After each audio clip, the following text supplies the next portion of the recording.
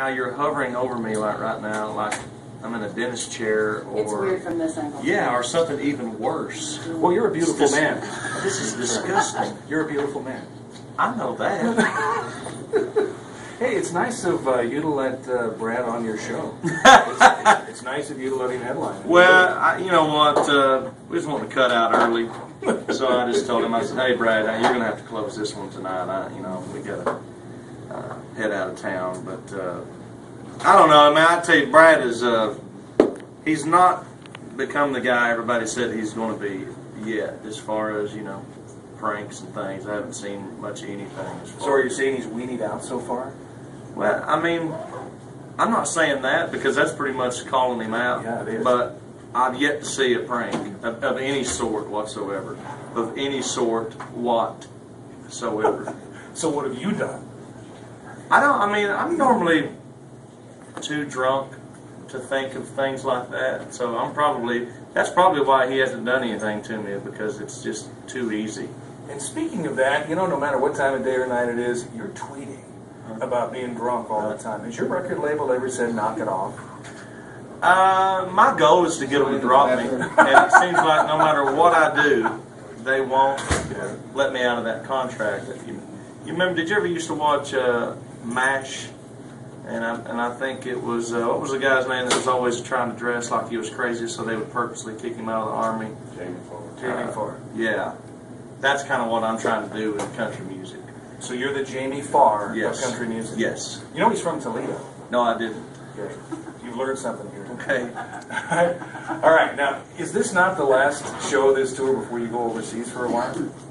I'm not going overseas. I think that's a wise choice. Yeah, I think they're packing up and headed on over, but I never was a part of that leg. We're staying here closer to the Ohio area for the rest of the summer. Talking to Blake Shelton here on WCOL, what would you say so far is the biggest thing you didn't see coming in marriage? Biggest surprise so far?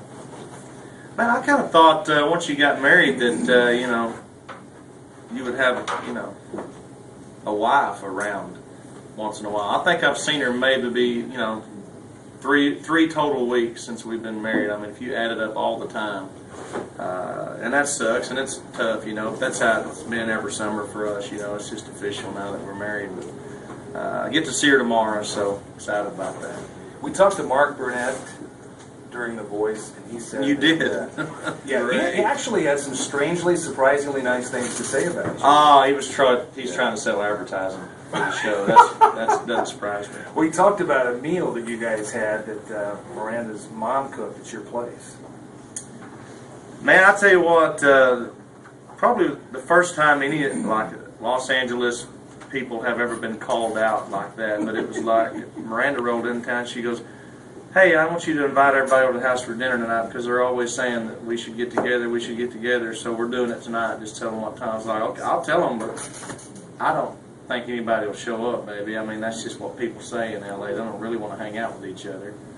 And I'll be damned if Christina Aguilera was not the first person at our house that night. Showed up, and then here came Mark Burnett, and then Adam and CeeLo, and the whole even Carson came out. It was a lot of fun. Who was the person on that show that you grew the closest to, and who's the person you'd never hang out with if it were for the show? Oh man, I guess Adam is the one that I'm closest with. I mean, we hit it off, fairly quickly. And the person I would probably never ever hang out with is Christina, mostly because she hates me. It's not by my choice, because I just assume be hanging out with her as freaking Adam or CeeLo. Oh my God, she's got huge boobs, How good is Dia? Dia's awesome. And matter of fact, she's working on a record right now, which should be single out, I guess, sometime this fall. And I think I'm going to bring her out on tour with me next year for the first part of the year, and just get her some more road experience. And she's a star, man. She's a superstar. Can you even put into words or quantify what that show has done for you in your career? No, I can't. I mean, I still don't think any of us really even know what it's done. It's every day, I wake up and it just seems like I hear more. You would think with a show ending like that, it would kind of fade and I just hear more and more about it, and more excitement about season 2 coming up. We start filming season 2 in October. Some in October, some in December. Those will be the blind auditions and the battle rounds, and then starting in late March, we'll go live with the show again. And I think the season is 2 times as long this year. So, that's not a show I could have ever seen you do, but now I couldn't see you not on that show.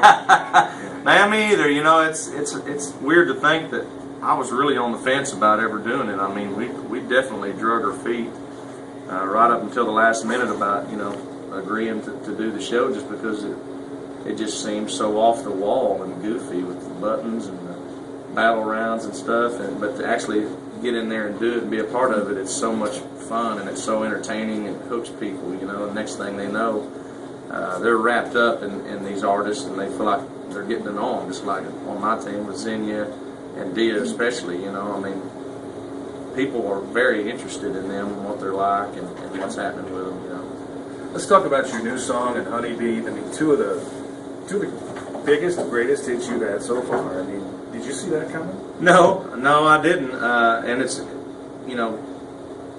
timing is everything, and between the voice and having the right songs at the right time, who will ever know which one fed the other? But Honeybee just took off and just blew up like no song I've ever had, and now this new one is I think it's outpacing Honeybee, which I don't think any of us saw that coming. But for whatever reason, man, I guess the country music gods finally are shining down, going, you know what, this guy just will not go away. Let's just let's make it easy for him for a little bit here, which I'm having a ball with it right now. And it's just been 10 years since you were at a WCOL Country Jam, pulling out your fishing pole, fishing in a mud hole out back of the stage. I remember that clearly. If I'm not mistaken, I think Tracy Bird might have been on that show, or Clay Walker. Jody Messina, somebody like that. Yeah, some of those.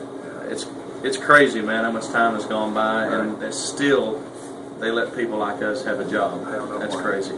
All right, before I let you go, we're out of time. Do you have any questions for me? There's got to be something you want to ask me. Have you considered, and I'm just throwing this out there, have you considered a different hairstyle, or do you really believe that looks good?